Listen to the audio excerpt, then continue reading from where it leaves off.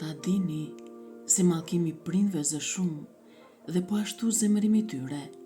Edhe sikur të mosh ta mallkoj prindi fëmijën, por vetëm të zemërohet me te, fëmia nuk shikon një ditë të bardhë, por ka vetëm halle dhe të utërohet shumë gjatë gjithë jetës. Natyrisht, në jetën tjetër lehtësohet sepse shlyen që këtu disa gjëra. Ndodh ajo që thot Avajsaku, ha ferrin, do me thënë e zvoglon ferrin me mundimet e këtushme të kësaj jete. Sepse vojtja në këtë jetë ha ferrin, do me thënë kur veprojnë ligjet shpirtërore, hiqet pak nga ferri, nga mundimet. Por, edhe prindri që u thonë fëmive shkofsh në djallë, ja kushtojnë djallit, i cili pastaj ka të drejta mbi ta. Ma takse vetë djalin, të thot. Njëherë, ishte një çift në Faras. Ata kishte një fëmijë që qante dhe babai thoshte shpesh, shkofsh në djallë. Perëndia lejoi që kur ai thoshte shkofsh në djallë, fëmia të zhduke nga djepi. Nena shkret shkonte pastaj te Haxhi Efendiu, te Shën Arseni dhe i thoshte, Haxhi Efendi të paça uratën, djalin e morën demonët. Shkonte Haxhi Efendiu te djepi, lexonte uratën dhe kthei përsëri fëmia. Kjo punë përsërite shpesh herë. E shkreta grua thoshte, Haxhi Efendi të paça uratën.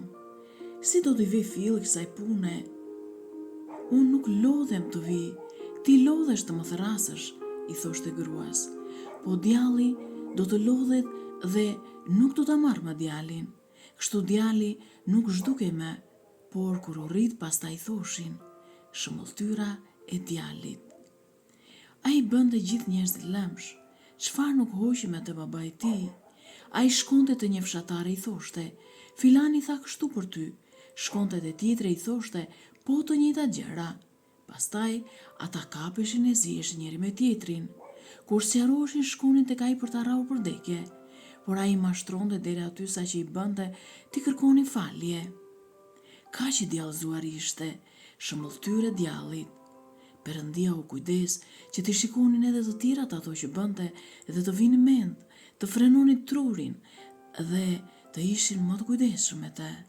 Tani, se si do ta gjykoj Perëndia, kjo është një tjetër punë, natyrisht që e ka shumë lehtësime.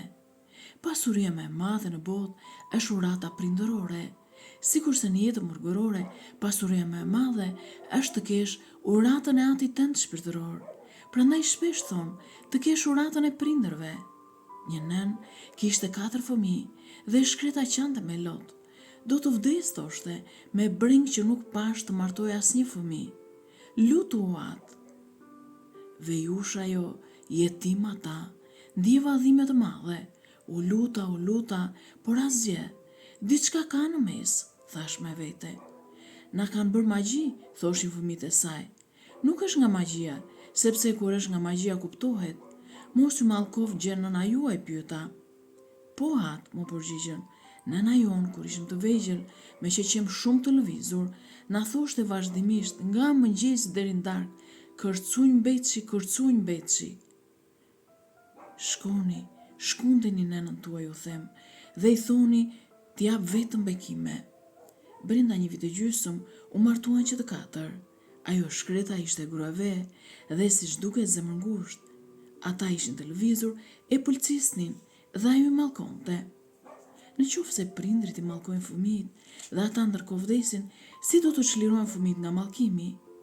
Në qoftë se fëmijët kërkojnë fajtorët e vërtet, do t'i gjejnë në veten e tyre e do të kuptojnë se ata kanë qenë të pa fytyrë dhe i kanë sfilitur prindrit e tyre, aq sa ata kanë arritur të mallkojnë. Prandaj, kur e ndjejnë gabimin e tyre, pendohen sinqerisht e rrëfehen, rregullohen dhe në qoftë se fëmijët bëjnë prokopi shpirtërore, do të ndihmon edhe prindrit. I rond, edhe mua mallkuan prindit kur u largova për në manastir. Këto janë mallkimet e vetme që bëhen urata.